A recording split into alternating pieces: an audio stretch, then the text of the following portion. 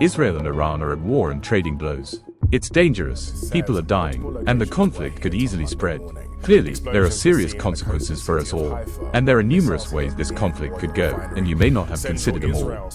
Firstly, however, we are not a news channel, and this is not a straightforward news update on Israel and Iran. No doubt you can find updates elsewhere online. This video is an attempt to understand why Israel has decided to act kinetically, why it is acting now, and what a realistic endgame might look like. We'll get to our assessment of the next phase a bit later. But, hint, it might not be what you think. First question, why has Israel decided to act overtly, rather than, like it has previously, under a cloak of plausible deniability? For example, you might remember previous anti-Iranian nuclear weapons campaigns. Back in the late 2000s, Stuxnet was designed to destroy uranium centrifuges in Iran, without leaving any direct ties to Israel or the US. This week's campaign is obviously different. It's overt, it's kinetic, and it's comprehensive and multi-domain in nature. Israel has used a combination of surface-to-surface missiles, drones, and airstrikes to successfully destroy centrifuges in Iran's primary enrichment facility at Natanz, and probably others, killed a dozen of Iran's senior nuclear scientists and destroyed key pieces of the supply chain for building a nuclear weapon. The International Atomic Energy Agency said the sudden loss of power at Natanz may have destroyed some of the roughly 14,000 underground centrifuges. The long cascades of centrifuge machines, which spin to produce uranium, are fragile and can break if they aren't shut down gradually and carefully. That's an obvious vector for Israeli operations. The efficacy of attacks on other parts of the Iranian nuclear program are less certain. But operations are ongoing. Israel has reportedly been successful in degrading the Iranian IADs. Israel has achieved, and is maintaining, air superiority over much, if not all, of Iran, including the skies over Tehran. Take a look. I don't see a lot of surface-to-air missiles. What I do see is Israeli aircraft operating over Iran with impunity. But this campaign is dangerous, tactically and strategically. It's temporally limited, but it has not come out of nowhere. So why is this happening? I recently got a question about this clip of a Donald Trump interview from a couple of weeks ago. Back on Iran, did you warn Prime Minister Netanyahu against taking some sort of actions that could disrupt the talks there? I just said I don't think it's appropriate. We're having very good discussions with him, and I said I don't think it's appropriate right now. I want it very strong where we can go in with inspectors, we can take whatever we want, we can blow up whatever we want, but nobody getting killed. We can blow up a lab, but nobody's going to be in the lab, as opposed to everybody being in the lab and blowing it up, right? Two ways of doing it. What he's talking about there is the tendency, in recent years, of the IAEA to discover a facility or bunker or equipment for nuclear weapons development that Iran has denied existed. Iran will then destroy it, then walk inspectors back in, show them a destroyed lab or facility, and then go about rebuilding someplace else. Iran has been stringing the international community along for decades. Donald Trump warns of death and destruction, calling Israel's attack inappropriate when the US was so close to a deal. A beautiful deal. Trump loves making deals. That's no secret. It's in his DNA. Deal-making is his MO, it's part of his identity. And it's replicated in his hand-picked cabinet and senior administration officials. Consider the outlook of Tulsi Gabbard and Pete Hegseth on Ukraine and Russia. But in the case of Iran, its nuclear program, and the IAEA, Trump and his administration are not alone. Successive US presidents and European leaders have desperately sought a deal with Iran.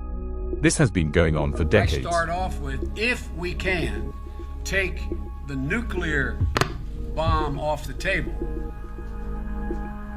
it's better dealing with those bad guys than if we're dealing with the bad guys and the nuclear bombs on the table. So negotiators from Iran and the six big world powers have just emerged from months of negotiations in Austria and Switzerland to announce that, believe it or not, they have an Iran nuclear deal. Today, after 2 years of negotiations, the United States, together with our international partners, has achieved something that decades of animosity has not. A comprehensive long-term deal with Iran that will prevent it from obtaining a nuclear weapon. One in the European Union shares the view that the agreement is not perfect, but that we should remain in this agreement and conduct further negotiations with Iran on the basis of other issues such as the ballistic missile program. Whatever your politics, these are not stupid people.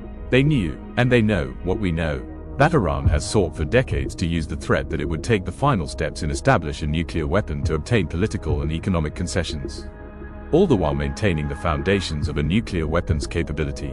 We all know what the score is. So why are we all pretending that Iran might actually, ever, agree to dismantle its nuclear weapons programs and give up its nuclear ambitions?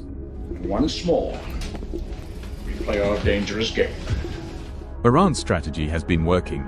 It's gained enormous leverage over the US and Europe for years, all the while exporting terror through proxies like Hezbollah and Hamas. Iran's implicit, and increasingly explicit, threat to develop nuclear weapons is already providing it with a nuclear deterrent. Iran's nuclear ambition also provides it with strategic leverage against regional enemies like Israel and Saudi Arabia.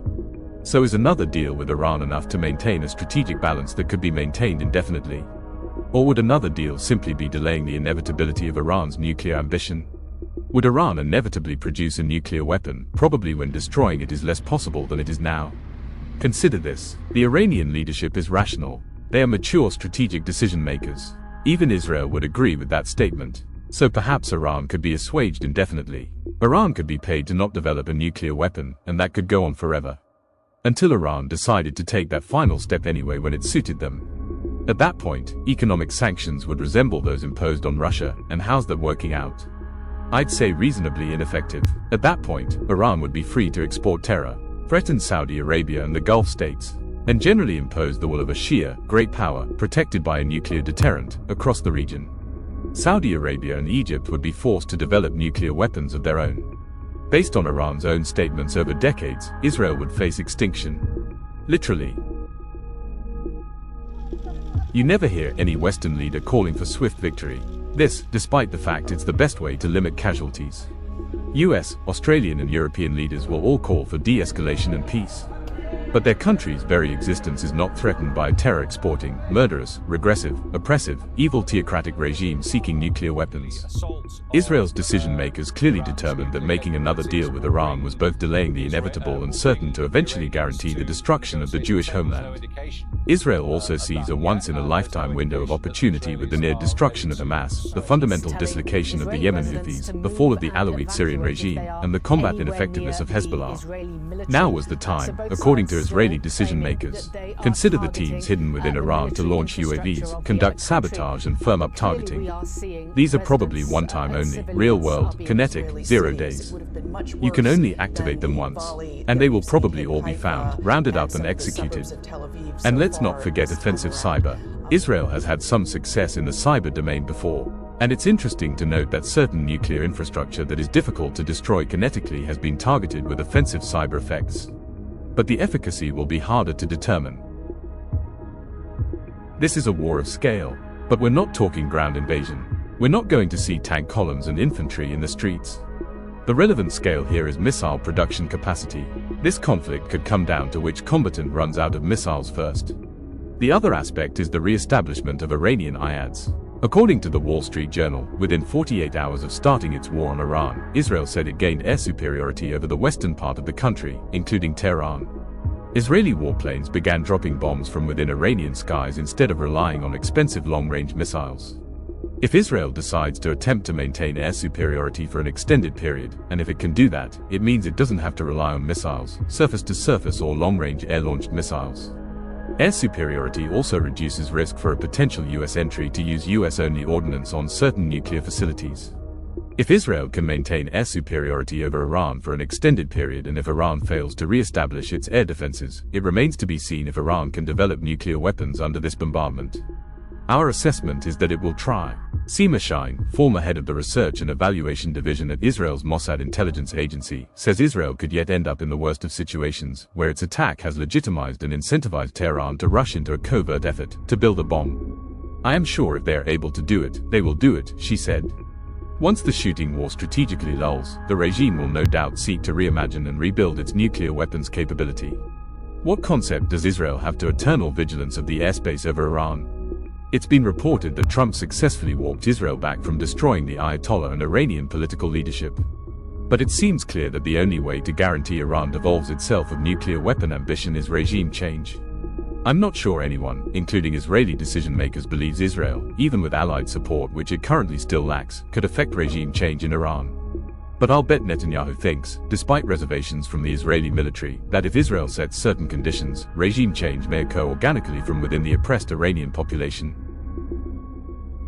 Now Iran is not Iraq, it's not Egypt, it's not Libya and it's not Syria. Frankly, in terms of geographical size, political maturity, complexity of civil society, military structure and information environment, Iran is more like Russia than it is those other countries. Don't expect regime change in Tehran, but don't expect anyone outside Russia and China to resist it. But a new regime in Tehran could actually be infinitely worse than the current one. This whole show could get a lot worse before it gets better. We saw earlier that Donald Trump loves to make deals, and if that means less wars, well, he's all for it. And there's nothing wrong with that per se. But Donald Trump appears to fundamentally dislike multilateralism, international institutions and certainly the UN. And many others would agree with that outlook. What the Trump administration has brought to international relations is a return to structural realism and the use of power in pursuit of self-interest. It will be interesting to see what happens when the US is asked to assist Israel, in the absence of any UN Security Council mandate, to assist Israel enforce a no-fly zone over parts of Iran, with a new regime in Tehran threatening to break out of the mold. When asked if supporting Israel contradicted his America First foreign policy, Donald Trump said, "Well, considering that I'm the one that developed America First and considering that the term wasn't used until I came along, I think I'm the one that decides that." For those people who say they want peace, you can't have peace if Iran has a nuclear weapon. So for all of those wonderful people who don't want to do anything about Iran having a nuclear weapon, that's not peace. One of Trump's strategic and foreign policy strengths and weaknesses is his unpredictability. But on this issue, I'd suggest Netanyahu would agree with Trump. This is the future of war. Tank maneuver and blitzkrieg was pretty scary in 1939. In 2025, it's missiles raining down from space. Get used to it.